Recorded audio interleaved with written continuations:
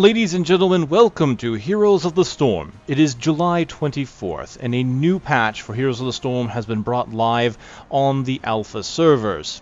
This patch is quite extensive, has some very nice changes, has some controversial changes, and of course brings with us a new character and a new battleground. Now you can see instantly here from the splash screen, they're featuring the new hero, Rhaegar. He is a support character who is a WoW shaman.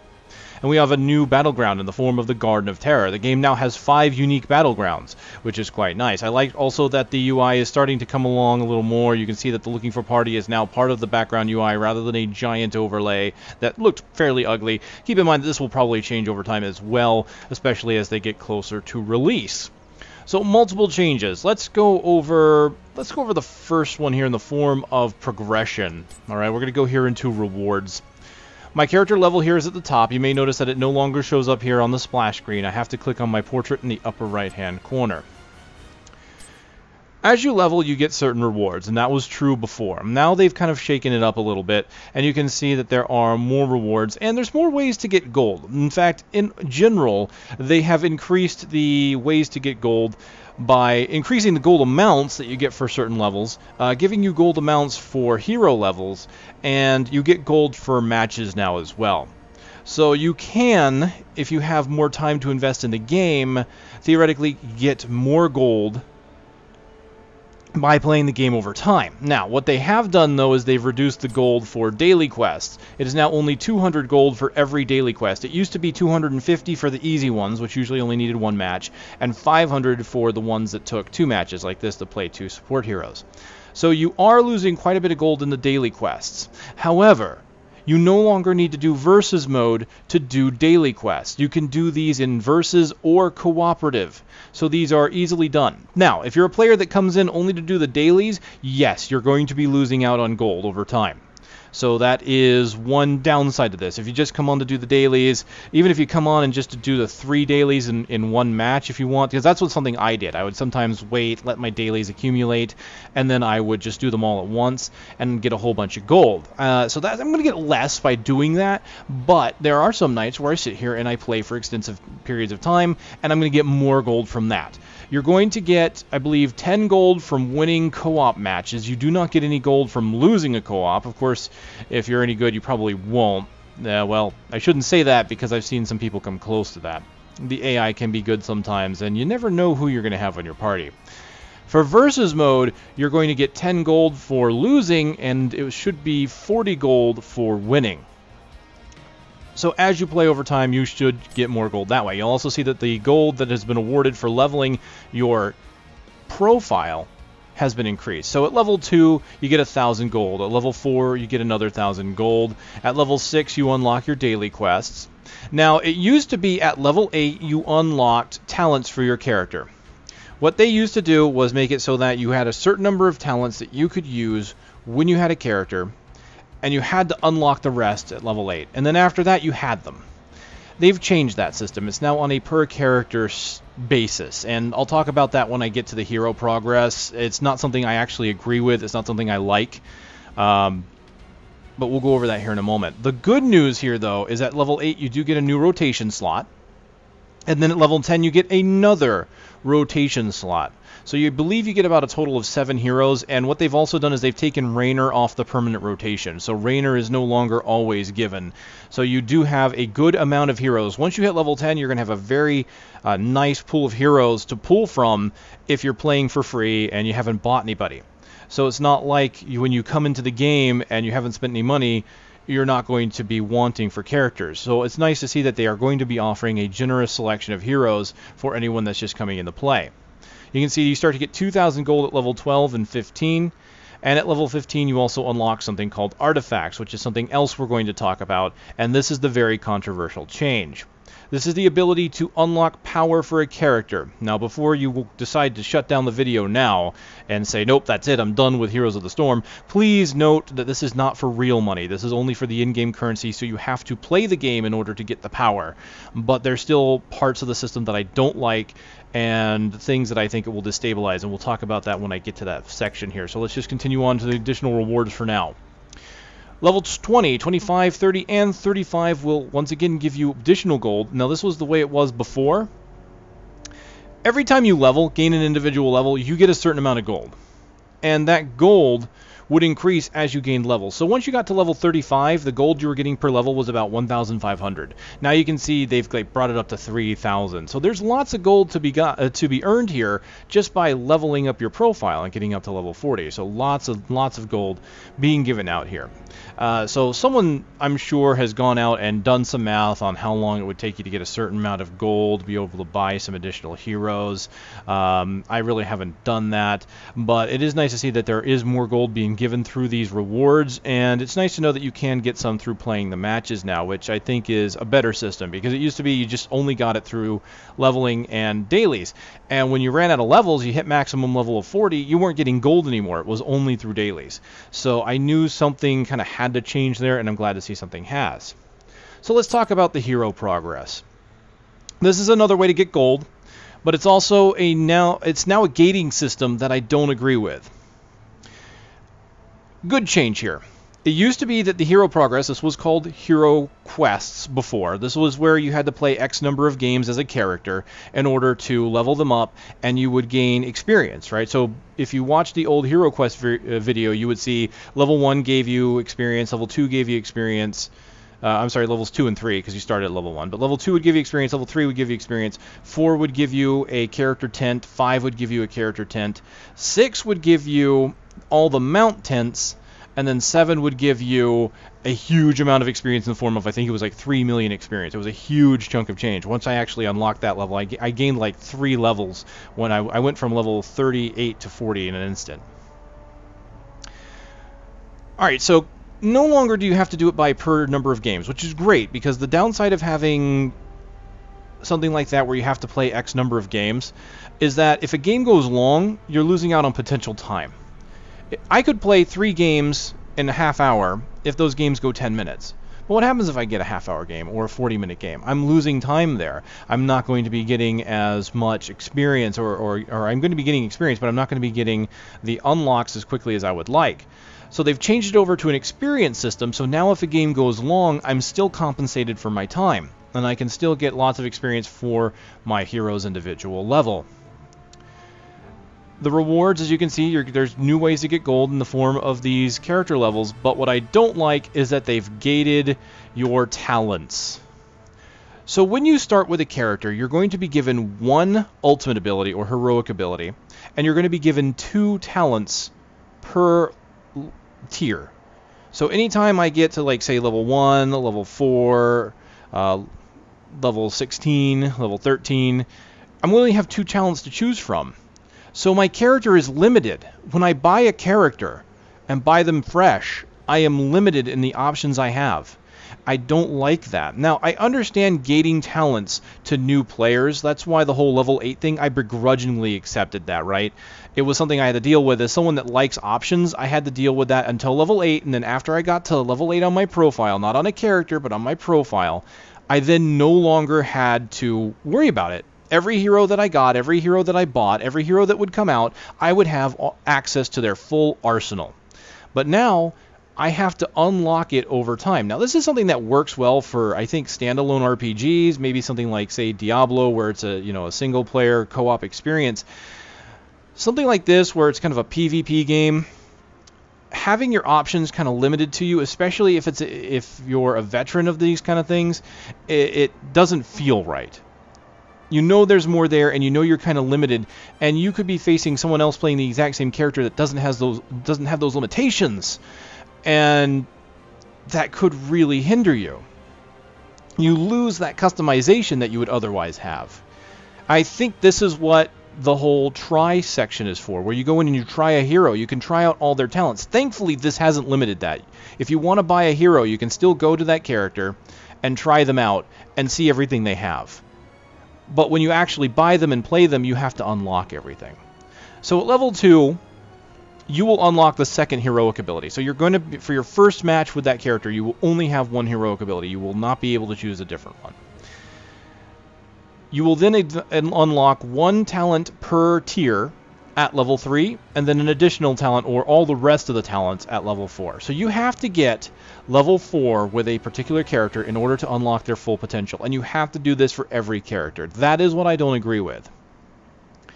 Now, I don't know how long it takes. I'll have to take a character I've never played before, and I will do that with Rhaegar to see how long it takes me to unlock those abilities. Now, the good news is I can do this in both versus mode and co-op mode, so if I want to try out a hero for the first time, I can just go into co-op first. But I don't like the feeling that I don't want to go into versus and feel gimped. You know, I honestly feel like if I buy a hero, I should play him in co-op first instead of versus, because I feel like I'm going to be a detriment to my team. At least in versus, I can overcome an AI, right? I can overcome the AI players generally. I know how they're going to react. There are certain things that they're not going to do that players would do. I just don't like that feeling. All right, well, let's look at some of the other rewards now that we've talked about that. Let's move on to more topics. Good news here, level 5, 500 gold. More ways of getting gold. That's great.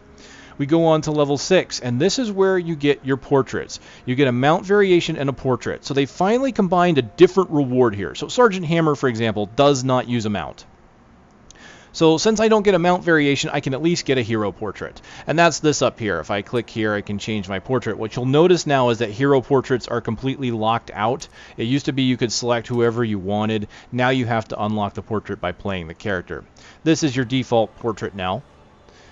And I do have Sergeant Hammer.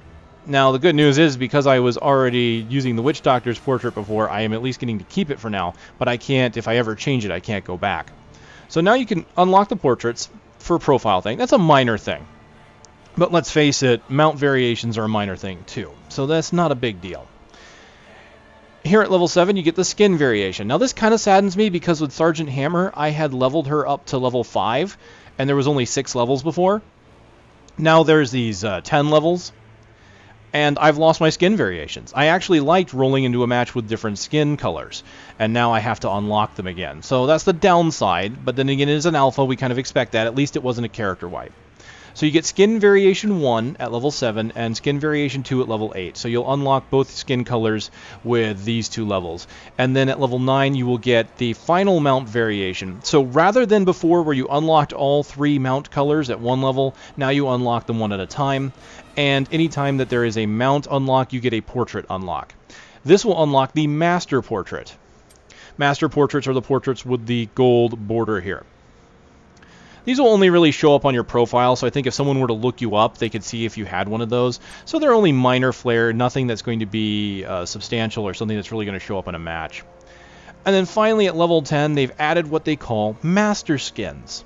This is kind of cool. You're not going to get the skin for free. You still have to buy the skin, and they can be kind of expensive. But if you've taken the time to level a character up to level 10, it's probably a character that you really like. And this is a good way to get a skin that you don't have to pay money for. Because as of right now, the only way to buy skins in this game is through cash. So let me kind of show you some of these hero skins. Some of these are pretty nice. I can't pull them up in the skins menu, but I can go into the heroes character. Let's just go through, I'm going to do this through release date, and we will go from the beginning. Let's just start with Sergeant Hammer. Now, not everybody's going to have one, so like Hammer doesn't have one. Abathur here will have one, so here's basic Abathur, and then at level 10, you have the ability to unlock this, and you can see he gets a bit more spines. And that's the big thing. It basically takes the base skin and modifies it and makes it look a bit more badass. Let's show off some of the others here as I find them. So, Standard Tyrande and Master Skin. You can see the moon changes to wings, and of course she gets more elaborate armor, and of course additional flare on the bow. I like Tacidar's. He gets a few armor upgrades. So I'll show off a few more of these master skins. These are pretty cool. I do believe these master skins cost about 10,000 gold. So yes, they are expensive. They are the price of one of the high-end tier heroes. So you have to kind of decide, do you want one of these heroes, one of these more expensive heroes, or do you want to have this skin that will set you slightly apart from other people? You're not going to get any benefits other than the cosmetics, but as you can see, some of these master skins look pretty nice. I think it'll be based on whether or not you like the master skin for the character you've chosen. Now, some characters, as you can see here in the form of Vala, have been upgraded in general, so her skin looks much better now as a whole. And here's her master skin as well. So I'll show off a few more of these.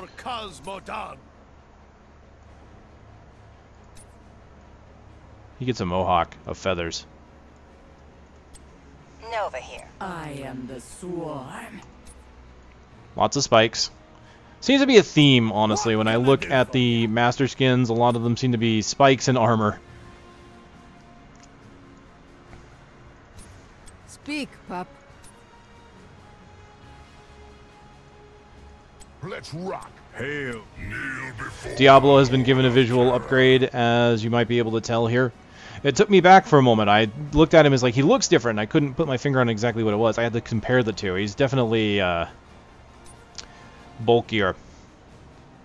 There you go. Lots of armor on Diablo. I kind of like that one. hungers. And once again, talking about horns, lots of horns here for Arthas. Although I do like the cape change too. That's kind of nice there. What would? And some of them are just embellishments, like Stitches here, getting a whole bunch of gems and crowns. That's funny.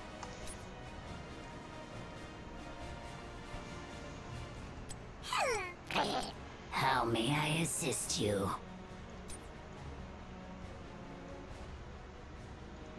Mokra. And they've shown off a few of these master skins on the official Heroes of the Storm YouTube channel. But I like the idea of the master skins. It's something that Smite did. They did golden skins.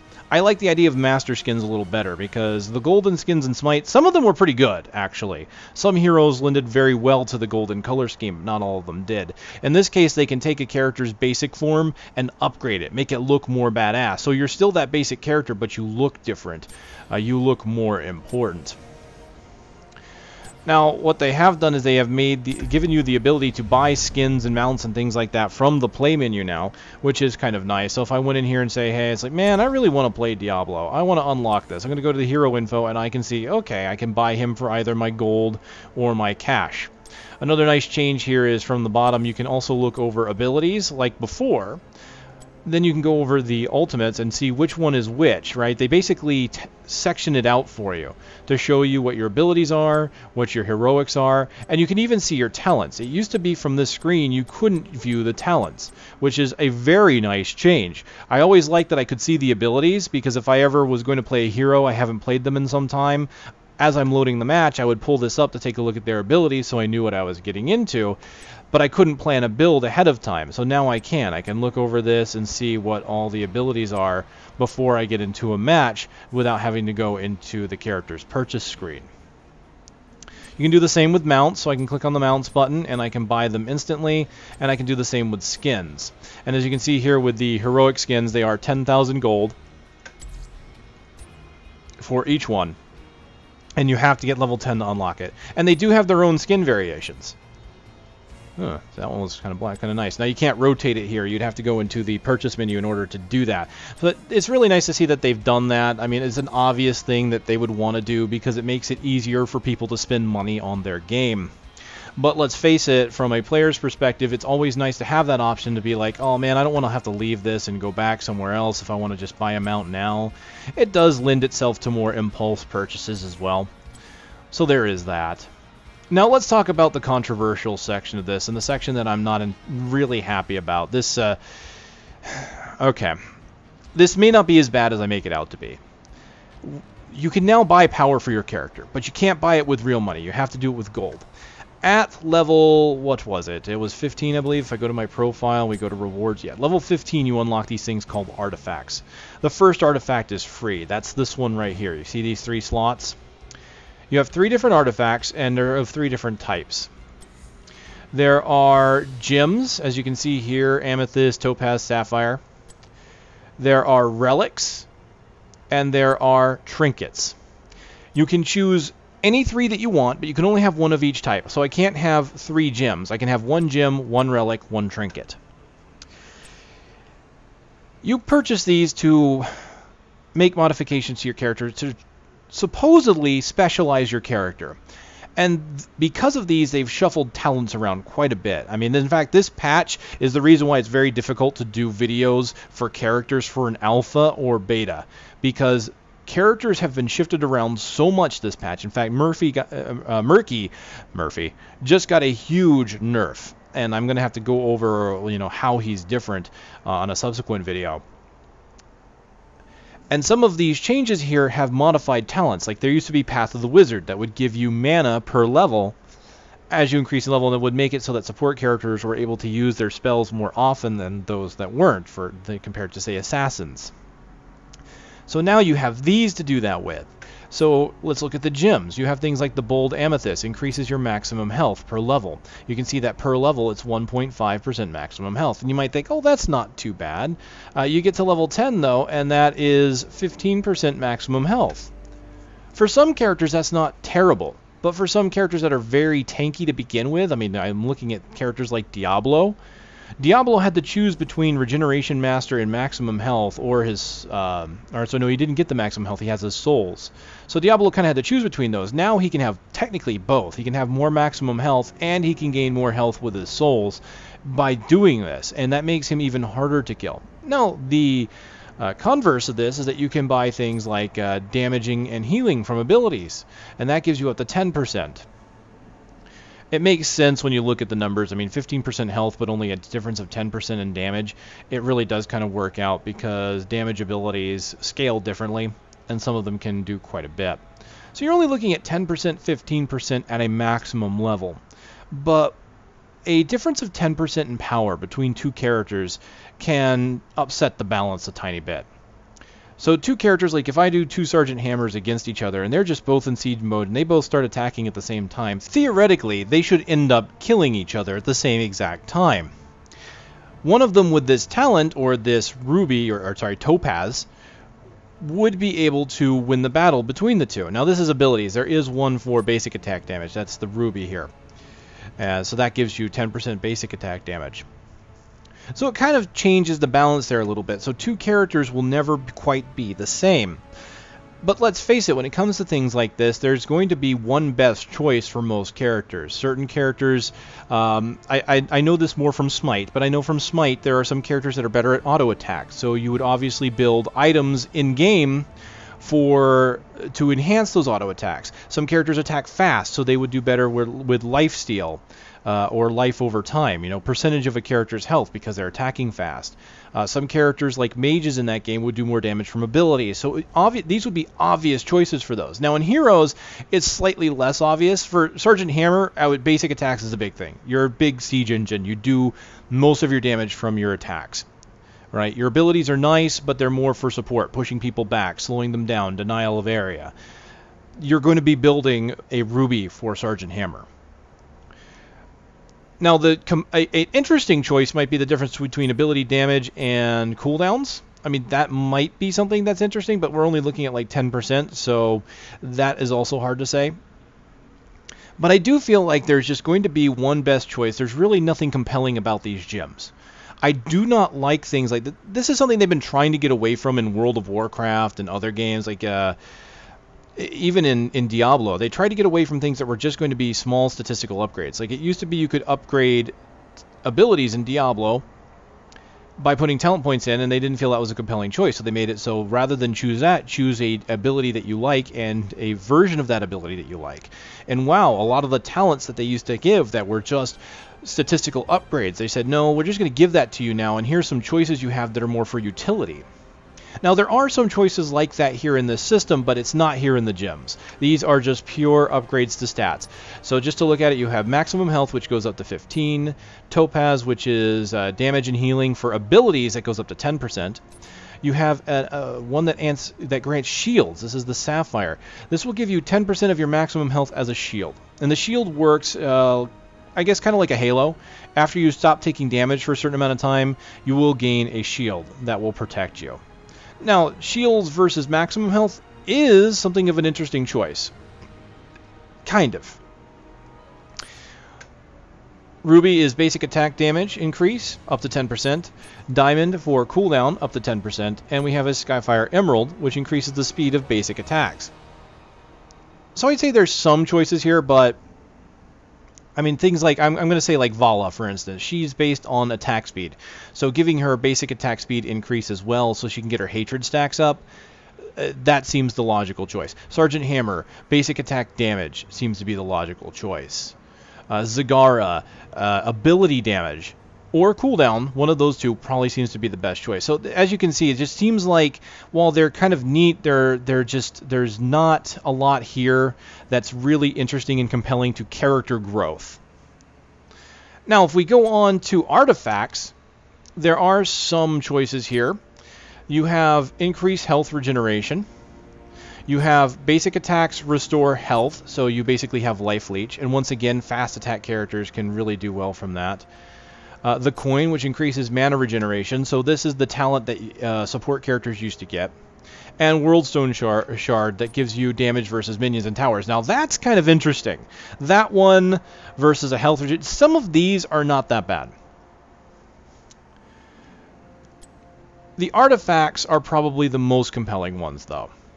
Because here you have the Goblin Jumper Cables, which decrease the death timer. Now, unfortunately, I have to unlock it in order to show the stats. In fact, I think I will here in a moment. But let's look at what you have. A choice between a death timer decrease, a maximum mana choice. This one, I don't really care for that one. But the Goblin Jumper Cables, the Riding Crop, and Wort's Leg are compelling choices to me. Maximum mana, okay, that's a statistic increase. That doesn't really do anything for me. But Riding Crop, mount speed increase. Now, for a character like Sergeant Hammer, obviously that's not going to help. But think about other characters, other assassins. Mounting up and being able to chase people down. Mounting up and getting to an objective. This is very useful for global awareness. All right, this is a very objective-based game. So having something like increased mount speed is a compelling choice, say, versus Wort's Leg, which is ground movement speed when you're not mounted. Obviously, Wort's Leg is going to be the better choice when you're fighting in a lane and fighting against an enemy. So this is one that's going to be a very obvious choice for that. However, the Riding Crop cannot be dismissed because there's so many times where you have to mount up, get to an objective. Maybe you've left lane, you need to get back to lane quickly. So it is honestly going to be a very interesting choice, and it's going to be based on certain people's play style. You might be the type of person that goes to an objective very quickly or is moving around the map. Let's just use old Murky for an example, since Murky doesn't do this anymore. But Murky used to be able to do a lot of backdoor gameplay style, where he would go up, do damage to an enemy structure. If they found him, he would want to mount up, leave, and go somewhere else on the map. This would have been an excellent choice for the old Murky. Now, Murky's very different, so not so much. But there are some interesting choices here in the artifacts. Or in the trinkets. I like the trinket choices. I don't like the gems. I don't like the gems at all. And the relics, I'm middle ground. I mean, it's kind of weird that you have the ones I don't. They're like in order of preference, right? Don't like, I'm okay, and I do like. All right, so let's talk about the cost, right? Because you can't buy these with money, but you can buy them with gold. Doesn't look like it takes a lot, right? It takes about 100. Let me go ahead and work on my Sergeant Hammer, because Sergeant Hammer is the character I have with the most levels. So I want basic attack damage, right? I can buy level 1 for 100 gold. Well, that's not a lot. Buy with gold. There we go. I now have rank 1, my Primal Ruby. Now, if I unlock that, doesn't matter which character. I could go here to Brightwing and select my Primal Ruby. And there we go. My Ruby is now in place. And I can change that for each character. You don't have to unlock it per character, so that is good. Once you've unlocked it for every character you own. I like that. But here's what I don't like, is once I've bought a bunch of these, what if I buy a whole bunch of this, right? What if I maximize this for Sergeant Hammer? And then this really awesome support character comes out, and I'm like, oh man, I really wish I would have spent my money on ability increases because I want to be able to heal. I feel like this system can possibly pigeonhole you. The statistical upgrades can. Now these, the utility ones, these are good for anybody. Anyone can use these and be effective with them. Again, I don't like the mana one, but the death timer, the mount speed, and the ground movement speed are great choices. And even these can be useful for several different heroes. Having additional damage to minions and towers can be useful even to support characters and things like that. But again, going back to price. Rank 1 is 100. Rank 2 is 200. Rank 3 is 300. So for every rank, it goes up by that proportional amount of gold. 100, 200, 3, 4, 5, up to 1,000 gold for the final. You just kind of see here, I'm just going to keep buying it, so 400. If you want to know the final price for maximum level of one of these gems is 5,500 gold. So if we were to look at buying all 3 of these, you're looking at 16,500 gold. You could have bought a top tier hero and a mid tier hero for leveling up all of these. And these are only minor statistical changes, at least in this regard, as far as the ruby is concerned. But that's not all. You have to unlock slots 2 and 3, and those cost 2,000 gold. So if we were to look at maximizing for one character, we would be looking at, it looks like 13,000 to maximize 2 and 20,500 to do 3. So if I unlock this slot, we'll say 2,000 gold. Pay now.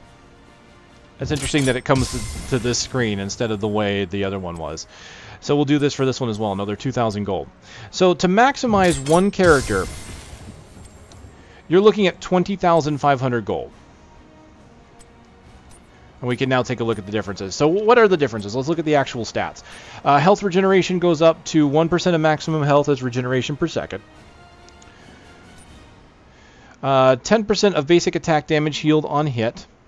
So that's pretty nice. Lifesteal. I have a feeling that they may have taken out Vampiric Assault just because of this ability now. Mana regeneration is 1 mana regeneration per second. So this is not a huge change. I mean, this one especially is not a huge change. 1 mana per second can be nice, but it's really... I guess you'd have to combine that with maybe the maximum mana. I don't know about that one. Alright, and then damage against minions goes up to 15% minion and structure. You can reduce the death timer by 20%, so from a minute you're reducing about 12 seconds off a minute. So that is a nice choice, and it's not a huge thing. You're not cutting it down by half. Maximum mana goes up by 40%. Now that's the path of the wizard right there. That is a lot. I can just see every support wanting to kind of pick that up. I kind of wish that wasn't there, because I think that the jumper cables, the riding crop, and the leg would be a better choice for utility. And this is just maximum mana. I mean, that's just an obvious choice for someone that wants to spam a lot of abilities. You can get your maximum ground speed or mounted speed up by 20% and your maximum movement speed by 5. So it is not a huge. It's not going to be a huge difference. Like, you're not going to move twice as fast. So this is why I say it's not as bad. It may not be as bad as I make it out to be, because the statistical changes are very small. But it is still something that I feel can be destabilizing. Those minor changes can upset certain characters. Certain characters lend themselves well to some of these abilities. Some of these characters are... Now, there's going to be some balancing that's done. I mean, obviously, this patch brought a huge amount of character changes. So there's lots of balancing to do. But this system can cause some imbalances with characters, and just ways that I think they're going to be very awkward for them to maybe do balancing around. I think if Blizzard wants to keep this system, and I'm not saying that they shouldn't, I think if they want to, they need to do something like what they've done here with trinkets and come up with utility-based abilities to modify my hero, to make my hero more interesting. Don't give me stat increases, because that's just... that doesn't feel right. That's not fun. And if I'm buying here, like here, I've just spent, what was that, 5,000 gold to get a whole bunch of basic attack damage. Now, if another hero comes out, I'm probably going to want someone that does basic attack damage, and I'm going to feel more like I'm not getting my money's worth if I buy a support. You get pigeonholed, and that just doesn't feel right to me. So the system as a whole, I am okay with if they put utility in. I just don't want stat changes. That's my thoughts on that. So, ladies and gentlemen, I know I spent a lot of time on this one. This has been one that's I've put a lot of thought into it, and I've gone back and forth on it, as you can see, because it's like, should we worry about something that's a 10% increase? I mean, 10% is not huge. It's not going to make or break you in most cases, but there are going to be some characters or some people that don't buy these because they want to buy the characters first. And they're going to be thrown into games of people that have these and may have 3 of them maxed out. And they're going to be at a severe disadvantage. Someone that has all 3 of these maxed out on a character against someone that has none because they're buying characters.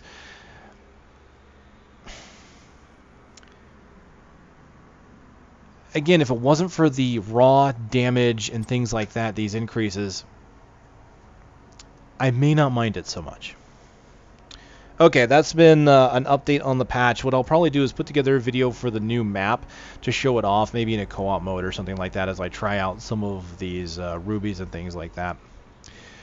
And I will come back to you on that because I spent so much time talking about this. I don't want to make this video super long, so thank you very much for watching, everybody, and I'll see you next time.